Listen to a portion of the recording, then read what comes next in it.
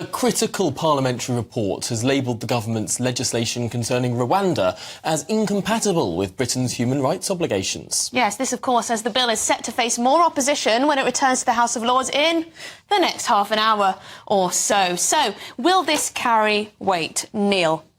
Well, I don't think myself that it's incompatible with Britain's human rights obligations, but I think the European Court of Human Rights would almost certainly find against the government if there were, and indeed there undoubtedly will be if the bill passes, cases that come before it.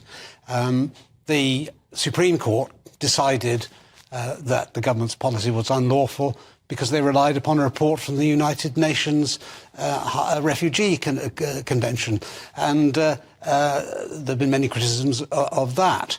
But there's no doubt these international organisations are quite happy to see Britain take an unlimited number of bogus asylum seekers from all around the world, because these conventions were actually created at a time when the world was completely different, and they were designed to cope with the chaos that was happening at the end of the Second World War. Weren't designed to deal with the kind of situation we've now got, where people are flooding in from the Middle East, from Africa and from elsewhere. So the bill itself is utterly futile, of course, because the European Court isn't bound by legislation passed by our Parliament. You don't believe the Prime Minister when he says he'll simply say no to the rulings of the ECHR and the bill itself, which has notwithstanding clauses with regard to the Human Rights Act within it? The idea that Rishi Sunak has the cojones to do that, I think, is absurd.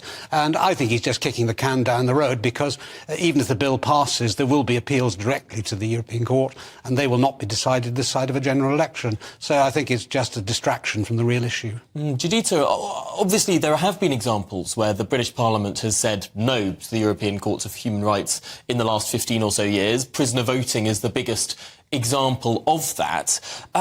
Is it credible for the Prime Minister to say, therefore, on this issue, he would do the same? I think it's posturing, because I do agree that nothing's going to actually concretely happen this side of the election. But he has to present himself as someone that would be willing to take a hard line and go against an institution of power like that, which would make him look more prime ministerial, quote unquote.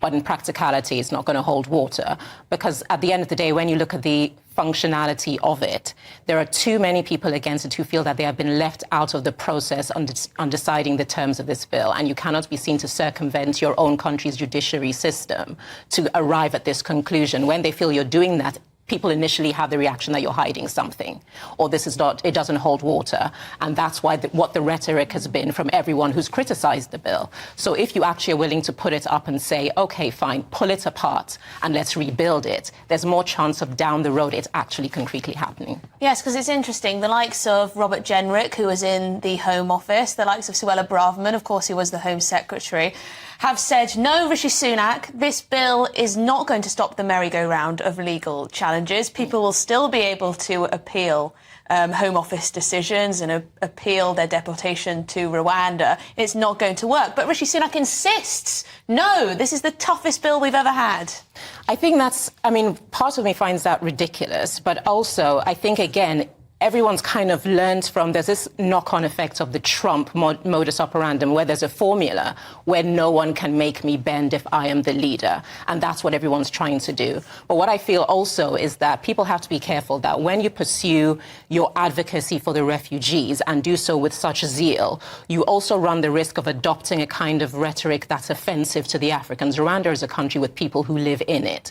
And so using terminology like it's inhumane, it harks back to a perception people have on Africa that's perpetuated by the West that doesn't really hold water. That's an interesting point. And that's something, as an African, it triggers me a lot when I think that, where does this feeling that Rwanda is so inhumane comes from? It's because the perception you have has been fostered for generations by the way Britain talks about Africa. Does it annoy you when, white liberals stand up and say, oh, Rwanda is this awful place, we can't send anyone there? Yes, it does, because at the end of the day, it's a country with citizens in it that live there and have no desire to leave. They have problems, like every country has problems. Some of their problems are more profound than others.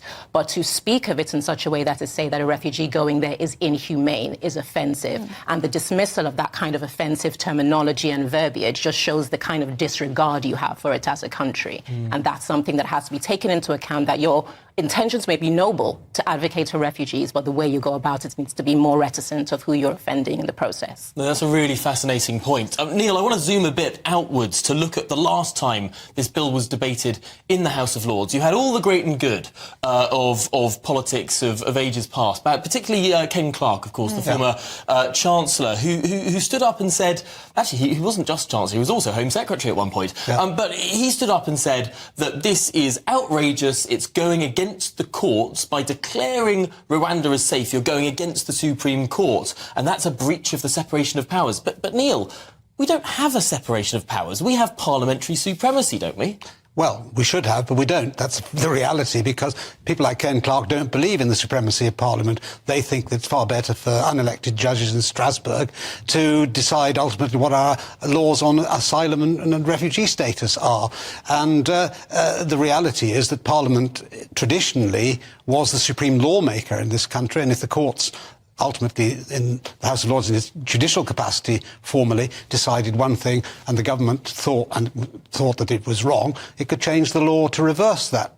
And that's happened many, many times in the course of our history. We have to decide, do we want elected politicians, ultimately, who are responsible to the voters, and we can kick out if we don't like them in the general election to decide what our laws are going to be, or judges we can't even name, from countries like Azerbaijan, they have a judge of the European Court of Human Rights, would you believe, decide these things for us or not? Do we want to control our borders or not? I mean, going back to what you were saying earlier on about international law, if the European Court of Human Rights decided against the government, is Rishi Sunak really going to defy international law?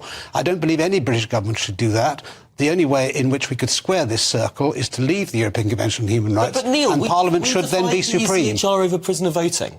No, we didn't. We did a deal with them over that, and what we did was say that certain prisoners wouldn't have a vote and certain prisoners would, and the European Court ultimately decided to accept that compromise. But the principle of supremacy of the European Court in its own jurisdiction has not been questioned by the British government. And I believe in international law, just as I believe in our domestic rule of law. But I don't believe in the rule of lawyers. And what we have to argue and decide here is whether we want our parliament ultimately to be supreme or unelected foreign judges. And it's very different, isn't it? Prisoner voting and individual people, asylum seekers, appealing to the European Court. Well, I don't know. I think the principle is similar. And I also think that the principle, for example, of overturning the convictions of postmasters is precisely the same. These were legal convictions that, if you have a separation of powers in America, Congress couldn't just do that, right? You'd have to go through a legal system under the Constitution. In the UK, we have parliamentary supremacy, so you can undo decisions of courts simply by an act of Parliament. And it looks like that the opposition of the House of Lords is almost predicated on the American system rather than the British one. Yes, there's certainly a bit of confusion, perhaps a contradiction in all that. But thank you, Neil. Thank you, Judita.